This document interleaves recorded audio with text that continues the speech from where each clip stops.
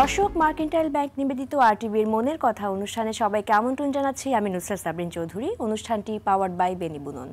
বর্তমানে শিক্ষার্থীদের শিক্ষা পদ্ধতি, শিক্ষার পরিবেশ এবং পিতামাতা সহ পরিবারের অন্যান্যদের সম্পৃক্ততার হার যেভাবে কমতে শুরু করেছে, তাতে শিক্ষার্থীদের সঠিক বিকাশ ব্যাহত হচ্ছে। পাশাপাশি মানসিক স্বাস্থ্য সংক্রান্ত তেমন কোনো পদক্ষেপ না নেওয়ায় শিক্ষার্থীরা পথ হারিয়ে বিপথে চলে যাচ্ছে, হতাশাগ্রস্ত হচ্ছে এবং আত্মহত্যার হার বাড়ছে। জাতি গঠনে আমরা পিছিয়ে পড়ছি দারুণভাবে, পাচ্ছি না দেশপ্রেমিক, যার ফলে রাষ্ট্রের অবকাঠামো গঠনে পিছিয়ে পড়ছি আমরা। দর্শক, মার্কেন্টাইল ব্যাংক নিবেদিত মনের কথা অনুষ্ঠানের আজকের বিষয় শিক্ষার্থীদের বিকাশে মানসিক স্বাস্থ্য। গুরুত্বপূর্ণ এই বিষয়টি নিয়ে বিশদ আলোচনা করতে স্টুডিওতে আমন্ত্রণ জানিয়েছি একজন বিশেষজ্ঞ অতিথিকে। আমাদের সাথে আছেন ডক্টর রুবিনা হোসেন, মনোরোগ বিশেষজ্ঞ, সহকারী অধ্যাপক, ইউএস বাংলা মেডিকেল কলেজ হাসপাতাল। আপু, কেমন আছেন আপনি? ধন্যবাদ আমাকে এই অনুষ্ঠানে ইনভাইট করার জন্য। অনেক ধন্যবাদ আপনাকে এবং স্বাগত জানাই। আপু, আজকে যে বিষয়টা নিয়ে আমরা কথা বলবো এটা খুবই সেনসিটিভ একটা বিষয়, যেমন শিক্ষার্থীদের মানসিক স্বাস্থ্য এবং তাদের বিকাশজনিত যে বিষয়গুলো আছে। আমি প্রথমে যদি জানতে চাই যে মানসিক স্বাস্থ্য সম্পর্কিত নানান সমস্যা কিন্তু তাদের শিক্ষা জীবনকে ব্যাহত করে, শিক্ষার্থীর যে কোমল মন সেটাকেও আসলে বিভিন্নভাবে প্রভাবিত করছে। কোন কোন বিষয়গুলো আসলে প্রভাবক হিসেবে কাজ করছে মানসিক স্বাস্থ্য সমস্যার?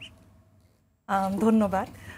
শিক্ষার্থীদের আসলে মানসিক স্বাস্থ্য কিন্তু সব জায়গায় ইম্পর্টেন্ট, তাদের আচরণে, তাদের সামাজিক দক্ষতায়, তাদের ইমোশন অর্থাৎ আবেগে এবং অফকোর্স তাদের একাডেমিক পারফরমেন্স তো আছে।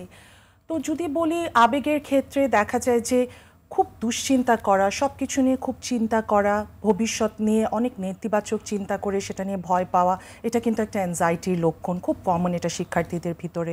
খুব হতাশ থাকা নিজেকে নিয়ে, নিজের ভবিষ্যৎ নিয়ে, আশেপাশ নিয়ে, এগুলো নিয়ে একটা হোপলেসনেস যে তাদের কাজ করে, এটা কিন্তু একটা বিষণ্ণতার লক্ষণ। এই কথাগুলো কিন্তু তারা প্রায় বিভিন্নভাবে হয়তো প্রকাশ করে, ব্যক্ত করতে চায়, কিন্তু আমরা অভিভাবকরা এটাকে ইগনোর করি, ভাবি এমনি বলছে ছোট মানুষ। সো এই জিনিসগুলা কিন্তু সাইন। ইনফ্যাক্ট ডিপ্রেশন থেকে কিন্তু অনেকের আত্মহত্যার চিন্তাও চলে আসে, এটা কিন্তু খুব একটা এমার্জেন্সি একটা সিচুয়েশন তৈরি করে। এছাড়াও আচরণের ক্ষেত্রে খিটখিটা মেজাজ, রাগ করে থাকা, আবার হঠাৎ করে খুব চুপচাপ হয়ে যাওয়া, এটাও লক্ষণ। বন্ধুদের সাথে হঠাৎ করে কানেকশন কমিয়ে ফেলছে শিক্ষার্থীরা, অথবা যে বাচ্চা আগে অনেক পারফর্ম করতো, অ্যাক্টিভিটিতে পার্টিসিপেট করতো, সে এখন আর পারফর্ম করছে না, এড়িয়ে চলছে। এগুলো এইসব বিষয়গুলোকে কিন্তু গুরুত্ব দিয়ে দেখা উচিত। আরেকটা খুব ইম্পর্টেন্ট বিষয় হচ্ছে পড়াশোনায় মনোযোগ কমে যাওয়া, পড়াশোনার প্রতি আগ্রহ কমে যাচ্ছে, মনোযোগ কমে যাচ্ছে, যে কারণে গ্রেড ফল করছে, ক্লাস ওয়ার্ক কমপ্লিট করছে না, হোমওয়ার্ক প্রপারলি সাবমিট করছে না, এগুলোও ইম্পর্টেন্ট। আরেকটা যেটা ইদানিংকালে খুব বেশি যেটা দেখা যায় সেটা হচ্ছে অ্যাডিকশন, আসক্ত, সেটা ড্রাগস হোক, ডিভাইস হোক, ইন্টারনেট হোক, এগুলো কিন্তু খুব গুরুত্বপূর্ণ মানসিক স্বাস্থ্যের উপরে। আমি যদি একদম শুরু থেকে জানতে চাই যে শিশুর পরিপূর্ণ মানসিক বিকাশে স্কুলিং এর ভূমিকা তো আসলে অনেক বেশি গুরুত্বপূর্ণ। সেক্ষেত্রে প্রি স্কুল এবং প্রাথমিক বিদ্যালয় তাদের মানসিক স্বাস্থ্য বিকাশের ক্ষেত্রে কিভাবে কাজ করে এবং তাদের আরো কিভাবে আরো কাজ করা উচিত, নতুন কি ইমপ্লিমেন্ট করা উচিত বলে আপনি মনে করেন? প্রি স্কুল আর প্রাথমিক বিদ্যালয় তো আসলে খুব গুরুত্বপূর্ণ। একটা শিশুর মানসিক বিকাশ, তার শারীরিক বিকাশ, তার বুদ্ধির বিকাশ, তার সামাজিক বিকাশ, সব কিছুর ভিত্তি কিন্তু স্থাপন করে এই প্রি স্কুল, প্রাইমারি স্কুল, যেটা তার ভবিষ্যতে খুব গুরুত্বপূর্ণ একটা ভূমিকা পালন করে। সো প্রি স্কুল বলতে কিন্তু আমরা বুঝি 2 to 5 ইয়ার্স, 2 থেকে 5 বছরের বাচ্চারা। এই সময় কিন্তু শুধু তাদের বুদ্ধির বিকাশ হচ্ছে না, তাদের ল্যাঙ্গুয়েজ, তারপর তাদের সোশ্যাল ইন্টারঅ্যাকশন, সামাজিক বিকাশগুলোও কিন্তু হচ্ছে। এই সময় একটা বাচ্চা কিন্তু তার নিজেকে আইডেন্টিফাই করা শিখে, সে বুঝতে পারে যে আমি একজন ছেলে, আমি একজন মেয়ে, অন্যদেরকে সে বোঝে যে এটা একটা ছেলে, এটা একটা মেয়ে, তখন তারা মানুষের সাথে মেশা শিখে। সো এই সময় তাদেরকে আচার আচরণগুলো শেখানো, অন্যদের সাথে বন্ধুত্ব তৈরি করা, একটা দলের ভিতরে কাজ করা, এই জিনিসগুলো শেখানো আসলে খুব গুরুত্বপূর্ণ। এছাড়া নৈতিকতা, যে এই কাজটা ঠিক, এই কাজটা ঠিক না, এই জিনিসগুলোতে আমরা দেখা যায় যে গুরুত্ব দিই না। বাচ্চা মানুষ আচ্ছা বলছে, কি হয়েছে, করছে, এই জিনিসগুলা না, অন্যদের আবেগগুলা বোঝানো, যে ওই বাচ্চাটা তোমার কথায় কষ্ট পেয়েছে, এই জিনিসগুলা যদি বোঝায়, এই সামাজিক জায়গাগুলোতে যদি গুরুত্ব দেয় প্রি স্কুলে, তাহলে দেখা যাবে যে এই বাচ্চাগুলো কিন্তু বড় হয়ে তাদের অনেক ধরনের মানসিক সমস্যা, তাদের সোশ্যাল অ্যাংজাইটি থেকে তারা বের হয়ে আসবে, যেহেতু তারা ছোট থেকে বন্ধুত্ব করা শিখছে এবং টিম ওয়ার্কে কাজ করা শিখছে, অফকোর্স। এবং এছাড়া দেখা যাবে যে তারা অনেক ধরনের তাদের বিহেভিয়ারাল আচার আচরণের সমস্যা হয়, এগুলোও কিন্তু হবে না, যেমন অবাধ্যকতা, কোনো নিয়ম কানুন, তারপর যে রুলস রেগুলেশনস যে ফলো করতে চায় না বাচ্চারা, মানে অর্থাৎ ডিফাইন্ড বিহেভিয়ার, এগুলো কিন্তু তখন তারা শিখবে না ছোট থেকে, এবং এটা বড় হয়েও সেটার প্রকাশ পড়বে।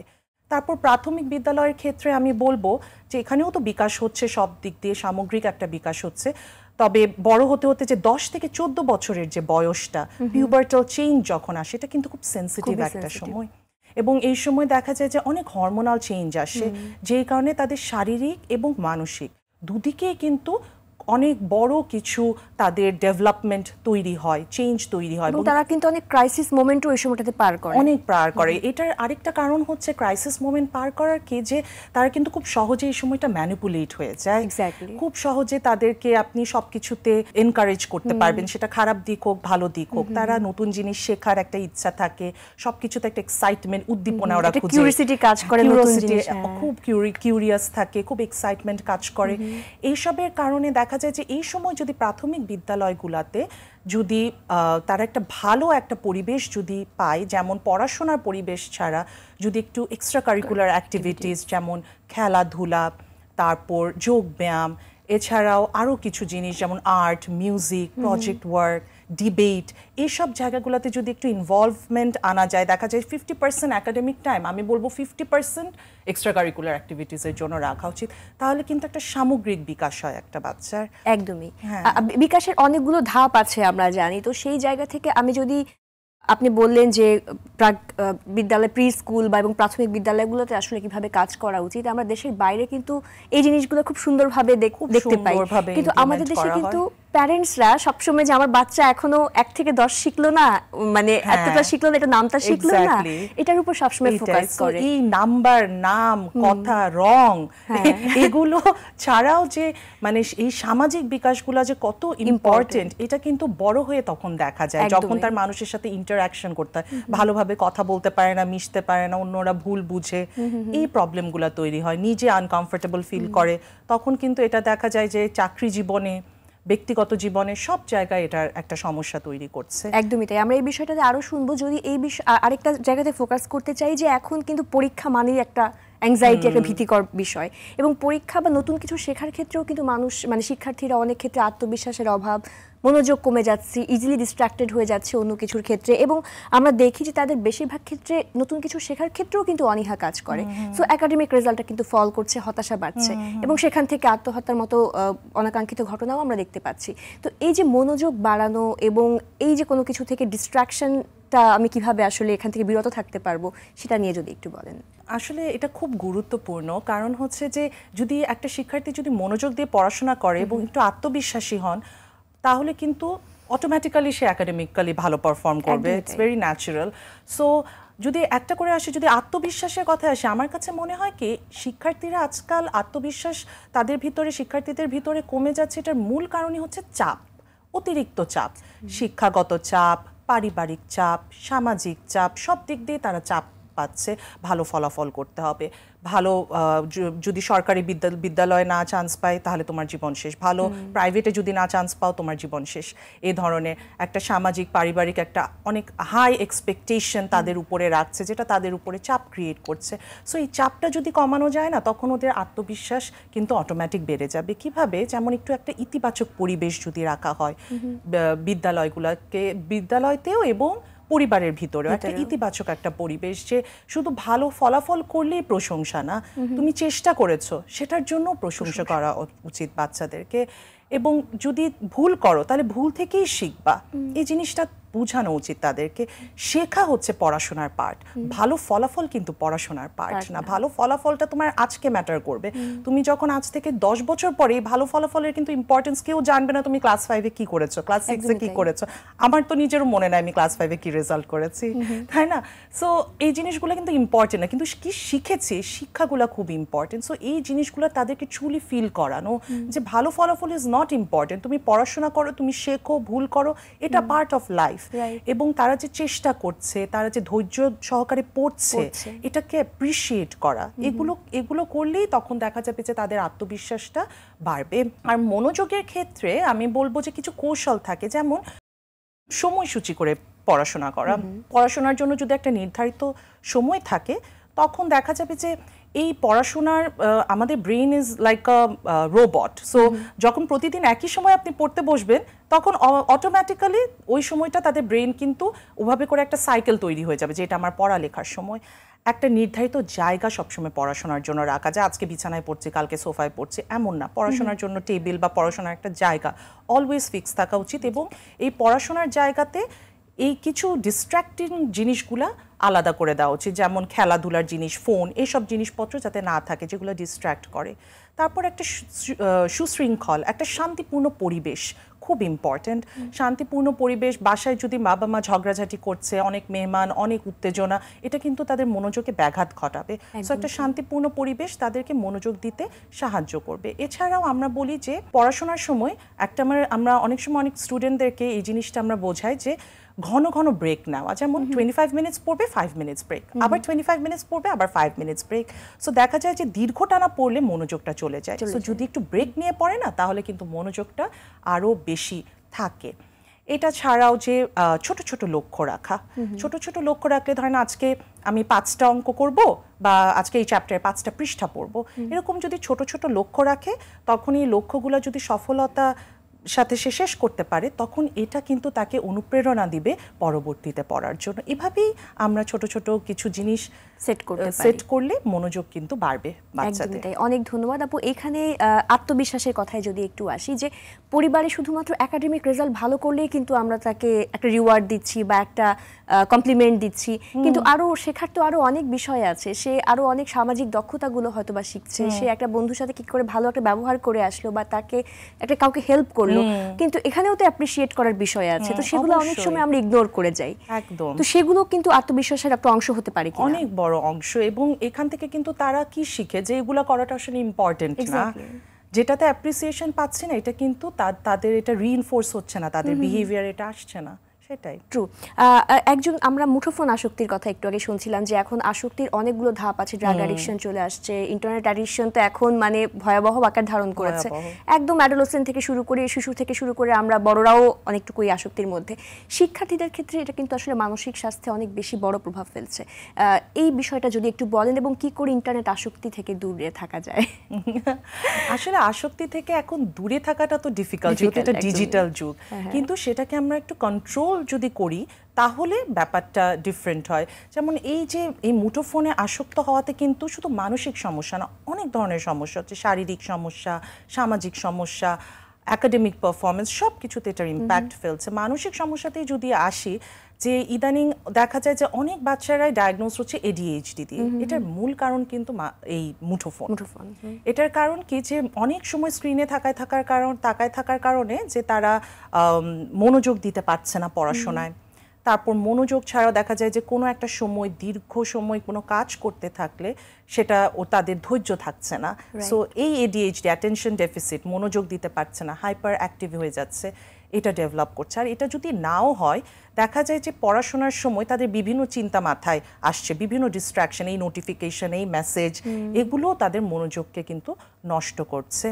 এটা ছাড়া দেখা যাচ্ছে যে সোশ্যাল মিডিয়ার কিন্তু খুব বিভিন্ন ধরনের ইনফ্লুয়েন্স থাকে, স্পেশালি এটা শিক্ষার্থীদের, কারণ তারা রিয়েল লাইফটা, আমরা যখন কোনো কিছু একটা দেখি আমাদের এই বয়সে এসে আমরা কিন্তু ডিফারেন্সিয়েট করতে পারি যে এটা রিয়ালিটি, এটা নট সো রিয়েল, কিন্তু তাদের মধ্যে ডিফারেন্সিয়েশনটা কিন্তু এখনো আসেনি। তো দেখা যায় যে ওরা যখন সোশ্যাল মিডিয়াতে, বিশেষ করে ফেসবুক, ইনস্টাগ্রাম, টিকটক, এসবে যখন বিভিন্ন ধরনের ছবি দেখছে, পোস্ট দেখছে, এগুলো দেখে অন্যদের লাইফস্টাইল, জীবনযাপন দেখে তারা খুব হীনমন্যতায় ভুগে, খুব কষ্ট পায় যে আমার জীবন তো এক্স্যাক্টলি তুলনা করে, এবং খুব ডিসস্যাটিসফ্যাকশন তখন তাদের মধ্যে কাজ করে, জীবন নিয়ে একটা আনস্যাটিসফ্যাক্টরি একটা ফিলিং তাদের ভিতরে আসে। এটা ছাড়াও সোশ্যাল মিডিয়ার অনেক কন্টেন্ট, অনেক নেগেটিভ নিউজও কিন্তু এই শিক্ষার্থীদের, দেখা যায় যে অনেক শিক্ষার্থীদের খুব বেশি এটার উপরে ইম্প্যাক্ট ফেলে, তারা এগুলো নিয়ে অনেক ভাবে, বিষণ্ণ হয়ে যায় এবং তারা আবেগের নিয়ন্ত্রণ হারিয়ে ফেলে। সো এই জিনিসগুলো তাদের মানসিকভাবে তো এফেক্ট করছে। এছাড়া ঘুমের সমস্যা হচ্ছে, যখন রাতের বেলা অনেক সময় আমরা স্ক্রিনের দিকে তাকায় থাকি, যে স্ক্রিন থেকে যে ব্লু লাইটটা আসে, সেই ব্লু লাইট কিন্তু আমাদের ঘুমের যে হরমোন মেলাটোনিন, সেটা তৈরি করতে বাধাগ্রস্ত করে, এবং সেটার কারণে স্লিপ সাইকেলটা নষ্ট হয়ে যায়, এবং আলটিমেটলি দেখা যায় যে পরিমাণ মতো ঘুম না পেয়ে বাচ্চা ক্লান্ত থাকছে, খিটখিটে মেজাজ থাকছে, বিষণ্ণ থাকছে, এবং এটা আলটিমেটলি তার রিফ্লেক্ট করছে তার একাডেমিক পারফরমেন্সে। সো এই সমস্যাগুলা কিন্তু হচ্ছে মুঠোফোনের কারণেই কিন্তু এই হচ্ছে। আর সামাজিক সমস্যা তো অনেক, সারাক্ষণ ফোনের মধ্যে থাকতে থাকতে তারা বন্ধু বানানো তৈরি করাই ভুলে গিয়েছে, তারা ইন্টারঅ্যাক্ট করতেই ভুলে গিয়েছে, এবং তখন দেখা যায় একটা পর্যায়ে গিয়ে কিন্তু একাকিত্বতায় ভুগে। আমার ভালো লাগছে একটু কারোর সাথে গিয়ে কফি খাবো, সেই মানুষটাও কিন্তু তার জীবনে আর থাকে না। একজন শিক্ষার্থী তার চিন্তা ভাবনা এবং আবেগের নিয়ন্ত্রণে বা সেলফ ম্যানেজমেন্ট আসলে কিভাবে করবে? সেলফ ম্যানেজমেন্টের আমার কাছে মনে হয় যে প্রথম জিনিস হচ্ছে সেলফ অ্যাওয়ারনেস, অর্থাৎ আত্মসচেতনতা।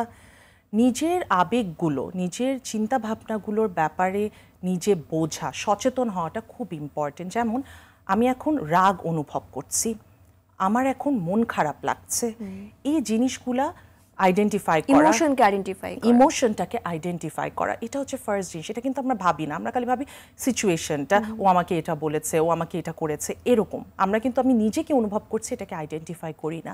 আইডেন্টিফাই করা এবং এর কারণটা বোঝা, আমি কেন রাগ, সাপোজ মা আমাকে এটা বলেছে, বকেছে ফর এক্সাম্পল, তো এই জিনিসটা যে কারণ বোঝা এবং ইমোশনটাকে আইডেন্টিফাই করা, এটার পরেই কিন্তু আসে তখন তাহলে আমি আমার ইমোশনটাকে রেগুলেট করতে পারবো, অর্থাৎ আমার আবেগটাকে আমি নিয়ন্ত্রণ করতে পারবো।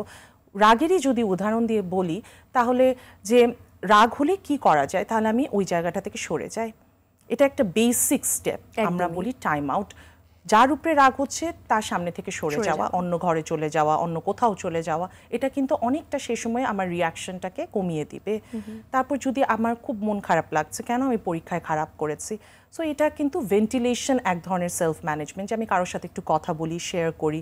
শুধু প্রবলেম হলেই যে শেয়ার করতে হবে এমন না, খারাপ লাগাটাও যখন আমরা কারোর সাথে শেয়ার করি আমাদের মন অনেক হালকা কিন্তু হয়। সো এরকম কিছু সেলফ ম্যানেজমেন্ট টেকনিক। এছাড়া লাইফস্টাইলে এটা চেঞ্জ যদি আমরা আনি, যেমন সব কিছু একটা সময়সূচির মধ্যে রাখা, একটা সময় ঘুমানো, একটা সময় ঘুম থেকে ওঠা, পড়াশোনার জন্য নির্ধারিত সময় রাখা, শখের কাজ বা খেলাধুলা এগুলোর জন্য একটা নির্ধারিত সময় রাখা। আমরা যদি আমাদের জীবনটাকে, আমাদের ডেইলি লাইফটাকে একটা সময়সূচির মধ্যে যদি নিয়ে আসতে পারি, শিক্ষার্থীদের ক্ষেত্রে যদি একটা সময়সূচির ভিতরে নিয়ে আসতে পারি, তখন কিন্তু তাদের ভিতরে অ্যাংজাইটিও এত হবে না, কারণ তাদের সব কিছুর জন্য একটা সময় আছে। খেলছি, খেলার সময় পড়ার চিন্তা করছি, পড়ার সময় খেলার চিন্তা করছি, সেটা হবে না। ওখান থেকে কিন্তু অনেকটা স্ট্রেস কিন্তু কমে যাবে। আমরা দেখি যে শিশুর সামাজিক, আবেগীয় এবং মানসিক স্বাস্থ্য সুরক্ষা নিশ্চিত করার পাশাপাশি যে তাদের শিক্ষা গ্রহণের সামগ্রিক বিকাশ নিশ্চিত করতে কি পদক্ষেপ গ্রহণ করা উচিত। এবং আমরা অনেক সময় দেখি যে এখন কালচারাল অ্যাক্টিভিটির কথা আপনি একটু আগে বলছিলেন, এক্সট্রা কারিকুলার অ্যাক্টিভিটির কথা, বাবা মা কিন্তু সেটাতেও নির্ধারণ করে দিচ্ছে যে তুমি গানে যাবা বা তুমি নাচ করবা বা তুমি কিছু করবা, তো সন্তান কিন্তু এটাকে একটা ডিউটি হিসেবে আবার দেখছে যে এটা কিন্তু আমার ইচ্ছা না, আমি মায়ের ইচ্ছায় আমি এটা করছি। তো সেই জায়গাগুলোতে আসলে কিভাবে কাজ করা উচিত? আসলে প্রথমেই আমি বলবো যে শিক্ষা প্রতিষ্ঠানগুলোতে যদি অনেক, ওই আগের যে কথাটা বলছিলাম, যে অনেক যদি তারা এক্সট্রা কারিকুলার যদি রাখে, তাহলে কিন্তু একটা বাচ্চা কিন্তু তার অপশন জানবে এবং নিজে চুজ করতে পারবে। যে প্রতি সপ্তাহে, আমি যে স্কুলে পড়তাম সেই স্কুলে আমাদের প্রতি সপ্তাহে একদিন নাচের ক্লাস থাকতো, নাচতে পারো বা না পারো নাচতে হবেই। আচ্ছা, গানের ক্লাস থাকতো, গান গাইতে পারো না পারো তোমার গান গাইতেই হবে, এবং আমাদের এক্সামও হতো গানের উপরে। এরকম art class, project class, debate, এই ধরনের বিভিন্ন এক্সট্রা কারিকুলার অ্যাক্টিভিটিগুলো যদি আনা হয়, যদি শিক্ষা প্রতিষ্ঠানগুলোতে, তখন দেখা যাবে যে তারা কিন্তু তাদের চয়েসও বুঝবে যে আমার গান গাইতে ভালো লাগছে, তাহলে আমি আরেকটু শিখি, আরেকটু আমি অ্যাডভান্স শিখি, বাইরেও আমি একটা গানের কোথাও আমি একটা জয়েন করি, ক্লাস জয়েন করি, নাচের ক্লাস আমি জয়েন করি, হ্যাঁ ডিবেটে আমি আরেকটু অ্যাডভান্স হয়ে আমি অন্য স্কুলের সাথে আমি ডিবেটে যাই। খেলাধুলার ক্ষেত্রেও কিন্তু সেই জিনিসটা। সো এই জিনিসগুলো যদি রাখে, তখন দেখা যায় যে বাচ্চাদের যে কিউরিওসিটির যে জায়গাটা, এক্সাইটমেন্টের যে জায়গাটা, সেই জায়গাটা কিন্তু একটা ভালো দিকে কিন্তু যেতে থাকবে। তারা তখন মানে বোর হয়ে যাবে না। বোর হওয়া থেকেই কিন্তু তাদের ওই যে কিছু রিস্কি বিহেভিয়ারগুলো থাকে, মাদকাসক্ত, এই জিনিসগুলা, বোর হয়ে যাচ্ছি, ফোন দেখছি, ফোন দেখতে দেখতেই তো অ্যাডিকশন হয়ে যাচ্ছে ইন্টারনেট। এক্স্যাক্টলি, আমরা এই বিষয়ে আরো শুনবো ছোট্ট একটা বিরতির পর। দর্শক, মার্কেন্টাইল ব্যাংক নিবেদিত আরটিভির মনের কথা অনুষ্ঠান থেকে এই মুহূর্তে নিয়ে নিচ্ছি ছোট্ট একটি বিরতি, পাওয়ার্ড বাই বেনি বুনন। বিরতির পর আমরা আমাদের বিশেষজ্ঞ অতিথির কাছ থেকে আরো গুরুত্বপূর্ণ আলোচনা শুনবো। আরটিভির সাথেই থাকুন।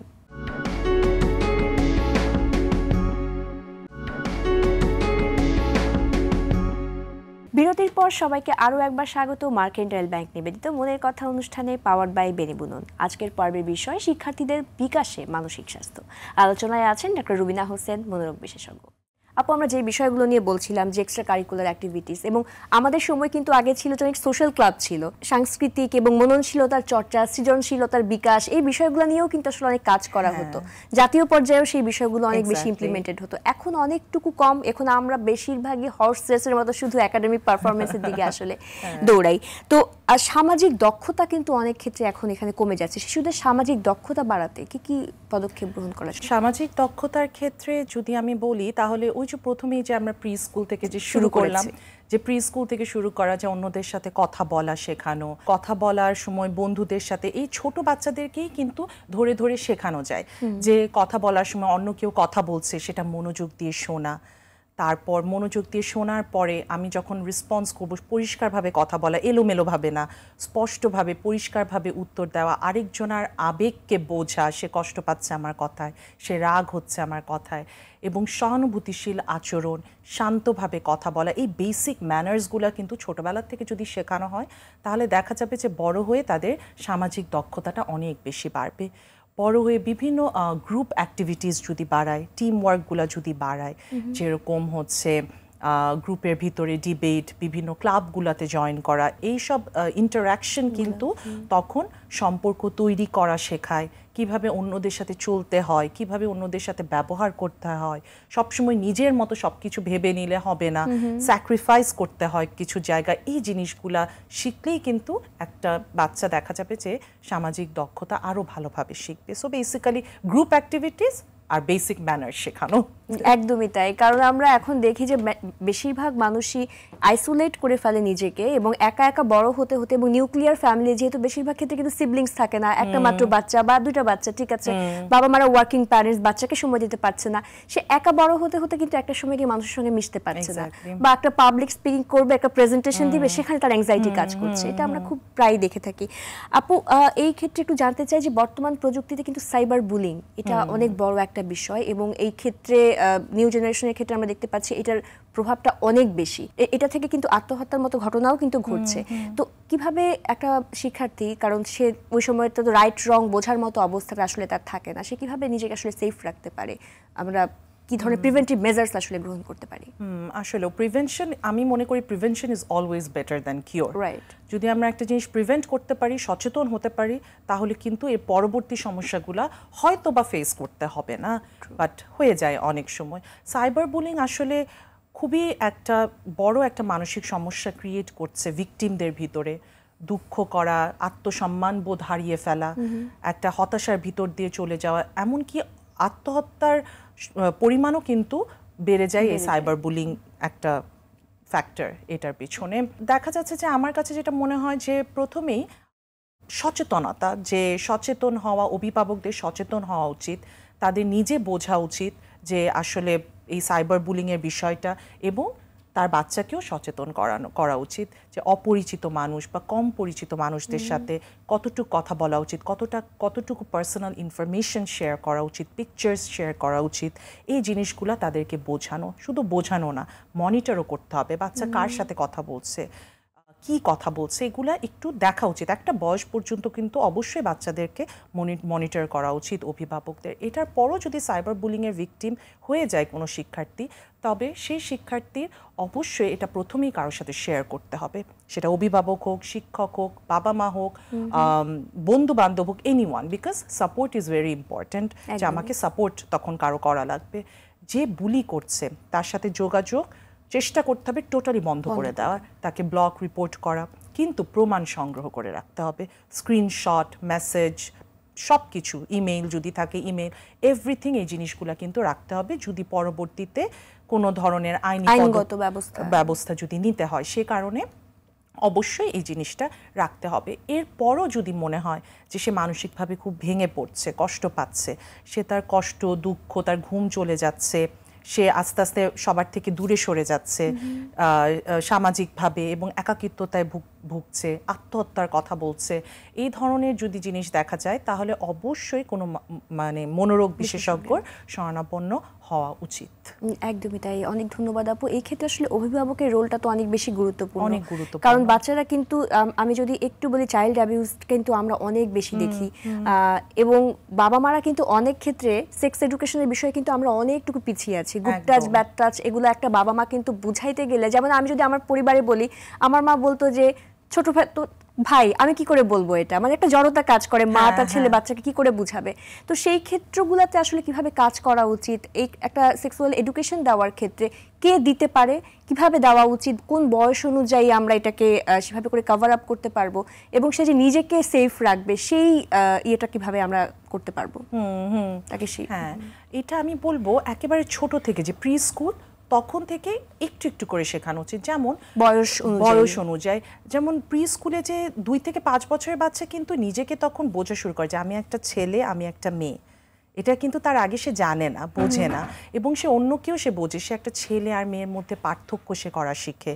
সো এই সময় যদি একটা ছেলেকে যদি বোঝানো উচিত মানে একটা মেয়ের সাথে কিভাবে করে কথা বলা উচিত, কোথায় টাচ করা উচিত, কারণ একটা বাচ্চা কিন্তু অবশ্যই অ্যাবিউজ করার ইন্টেনশন নিয়ে আরেকটা বাচ্চাকে ধরে না, কিন্তু অন্য আরেকটা ছেলের কোন পার্টে টাচ করা উচিত, কোন পার্টে টাচ করা উচিত না, কোনটা ব্যাড টাচ, এটা কিন্তু প্রি স্কুলেই শেখানো উচিত বাচ্চাদেরকে।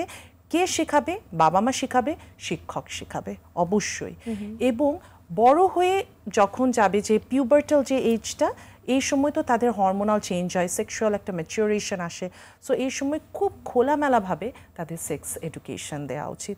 এটা কিন্তু স্কুলেই কিন্তু দেওয়া উচিত। কিন্তু এটা ছাড়াও যেহেতু বাচ্চারা এই সময় অনেক কিউরিয়াস থাকে, মারা বাবারা যদি একটু খোলামেলাভাবে তাদের সাথে কথা বলে, তখন দেখা যাবে বাচ্চা যদি কিছু জানতে ইচ্ছা করে সে যাতে জিজ্ঞেস করে। আমরা কি অনেক সময় আমাদের বাচ্চারা অনেক ধরনের অপ্রস্তুতিকর কথাবার্তা বা প্রশ্ন জিজ্ঞেস করে ফেলে, তখন মারা কি অ্যাভয়েড করে যায়, বাবারা অ্যাভয়েড করে, এমন ধরনের কোনো উত্তর দেয় যেটা আসলে কোনো লজিক নাই। যেমন মা আমি কিভাবে পৃথিবীতে আসলাম, আমি একটা ফুল খেয়েছিলাম, তখন তুমি আমার পেটে এসেছিলা, এই ধরনের উত্তর ছোটবেলায় জানতো আমাকে মার্কেট থেকে কুড়াই নিয়ে আসছে, লাইক দ্যাট।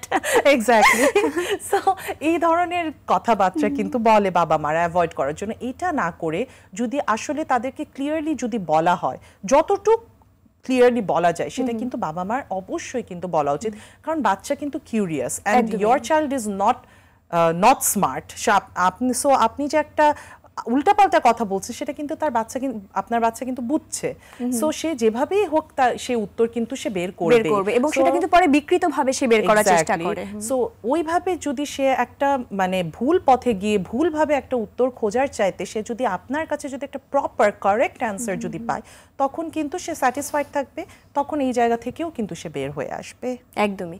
আপু এই ক্ষেত্রে যেহেতু বলছেন যে আসলে অভিভাবক এবং ইকুয়ালি শিক্ষা প্রতিষ্ঠানের ভূমিকা অনেক বেশি গুরুত্বপূর্ণ, শিক্ষা প্রতিষ্ঠানের ক্ষেত্রে যদি আগে আসি, যেহেতু মানসিক স্বাস্থ্য শুরু থেকেই একদম শিক্ষা প্রতিষ্ঠানের সাথে অঙ্গাঙ্গিভাবে একজন শিক্ষার্থী জড়িত থাকে, শিক্ষক এবং শিক্ষার্থীর সম্পর্কটা আসলে কেমন হওয়া উচিত? কারণ বন্ধুত্বপূর্ণ সম্পর্ক না হলে কিন্তু আসলে সেই জায়গা থেকে আমরা অনেক ধরনের সমস্যা দেখে থাকি যে সে ফেস করে, এবং অনেক সময় শিক্ষা প্রতিষ্ঠানে যাওয়াটাও সে অ্যাভয়েড করতে চায়। তো সেই জায়গাটা আসলে কেমন হওয়া উচিত? শিক্ষক আর শিক্ষার্থীর যে মধ্যে যে সম্পর্কটা, সেটা আসলে হওয়া উচিত একটা বিশ্বাসের, সম্মানের, শ্রদ্ধার, সহানুভূতির এবং ওপেন কমিউনিকেশন থাকা উচিত। শিক্ষক যদি এক শিক্ষার্থীর কথা, তার চিন্তা ভাবনা, তার মতামত, এগুলো যদি গুরুত্ব দিয়ে যদি শুনে, তখন শিক্ষার্থীও কিন্তু তার শিক্ষককে সম্মান করবে, শ্রদ্ধা করবে। It's a give and take relationship. You give respect, you get respect, simple. আর সহানুভূতিশীল আচরণ যদি শিক্ষক যদি করে শিক্ষার্থীদের সাথে, তখন দেখা যাবে যে একটা শিক্ষার্থীর একটা ভরসার জায়গা তৈরি হবে। সে সবসময় এটা মনে করবে যে আমার কোনো বিপদে শিক্ষক আমার পাশে আছে, এবং সে কিন্তু এখান থেকে ওপেনলি কমিউনিকেট করা শুরু করবে, খোলামেলাভাবে কথা বলা শুরু করবে। সেটা তখন একটা শিক্ষককে তার আবেগে কোনো সমস্যা হচ্ছে, তার পড়ালেখায় কোনো সমস্যা হচ্ছে, তার পারিবারিক বা ব্যক্তিগত কোনো সমস্যা হচ্ছে, তখন এই সমস্যাগুলো যে হচ্ছে সে বুঝতে পারবে, এবং সে তখন একটা পদক্ষেপও কিন্তু নিতে পারবে। So, এরকম একটা সম্পর্ক আসলে অবশ্যই থাকা উচিত শিক্ষক শিক্ষক। শিক্ষকের পাশাপাশি অভিভাবকের করণীয় সম্পর্কে জানতে চাই, এবং যেহেতু অনুষ্ঠানের প্রায় শেষ পর্যায়ে চলে এসেছি, সাথে একটু যোগ করতে চাই যে বর্তমান বাস্তবতায় মানসিক শিক্ষাকে পাঠ্যক্রমের অন্তর্ভুক্ত করা আসলে কতটুকু যুক্তিযুক্ত, এবং সেই সাথে প্রাথমিক শিক্ষা যারা যুক্ত আছেন, মাননীয় আমাদের শিক্ষকগণ সম্মানিত, তাদেরকে আসলে কতটুকু ট্রেন আপ করাটা জরুরি প্রাথমিক মানসিক শিক্ষার ক্ষেত্রে। অভিভাবকদের ক্ষেত্রে আমি বলবো যে খোলামেলা আলোচনা, ওপেন কমিউনিকেশন, একটা বন্ধুসুলভ আচরণ অবশ্যই বাচ্চাদের সাথে করতে হবে, যাতে তারা একটা ওপেন একটা স্পেস পায়, যা কিছু বলতে চায় সেটা যাতে বলতে পারার একটা জায়গা তারা পায়। মনিটর করতে হবে বাচ্চা কি করছে, কার সাথে কথা বলছে, এটা ভেরি ইম্পর্ট্যান্ট। তার নিজেরও জানতে হবে যে আসলে মানসিক সমস্যার লক্ষণগুলো কি করণীয়। তারও কিন্তু একটা অভিভাবকেরও কিন্তু এই বিষয়ে প্রশিক্ষণ, এডুকেশন দরকার। আমার মা সবসময় একটা কথা বলতেন যে তুমি কোনো কিছু খুব টাইট করে ধরো, সেটা তোমার হাতের ফাঁক দিয়ে বের হয়ে যাবে, আবার খুব হালকা করে ধরো, সেটা ফসলে পড়ে যাবে। সো ধরতে হবে সুন্দরভাবে, খুব ফার্মভাবে।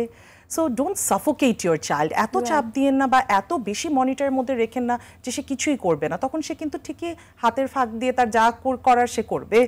কিন্তু এতই হালকা ভাবে আমি নিচ্ছি, আই ট্রাস্ট মাই চাইল্ড, যা ইচ্ছা করুক, এটাও না। But of course you should trust your child, but not blindly. এই জিনিসটা মনে রাখতে হবে, অন্ধবিশ্বাস না। সো এভাবে করে যদি অভিভাবকরা যদি আগায়, তাহলে অবশ্যই তার বাচ্চার ভবিষ্যৎ অনেক সুন্দর হবে। এবং যেইভাবে মানসিক রোগ আসলে বেড়ে যাচ্ছে যে দ্রুত গতিতে, আমার তো মনে হয় একাডেমিক শিক্ষার মতোই গুরুত্ব এখন মানসিক শিক্ষা। সো অফকোর্স এটা একাডেমিক্যালি আনাটা একটা ইম্পর্ট্যান্ট, খুব জরুরি একটা পদক্ষেপ।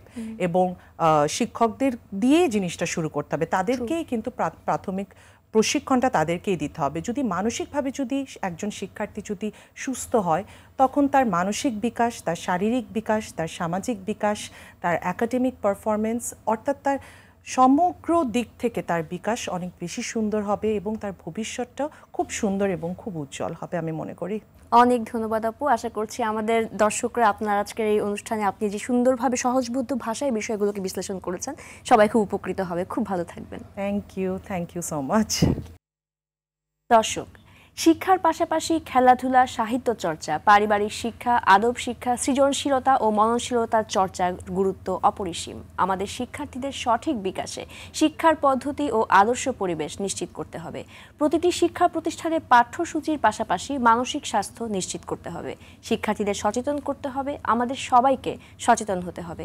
তবেই আমরা পাবো সুনাগরিক, দেশপ্রেমিক। আজকের মতো বিদায় নিচ্ছি মার্কেন্টাইল ব্যাংক নিবেদিত আরটিভির মনের কথা অনুষ্ঠান থেকে, পাওয়ার্ড বাই বেনি বুনন। সবাই ভালো থাকুন, সুস্থ থাকুন, দেশকে ভালোবাসুন, আর অবশ্যই নিজেকে মাদকমুক্ত রাখুন।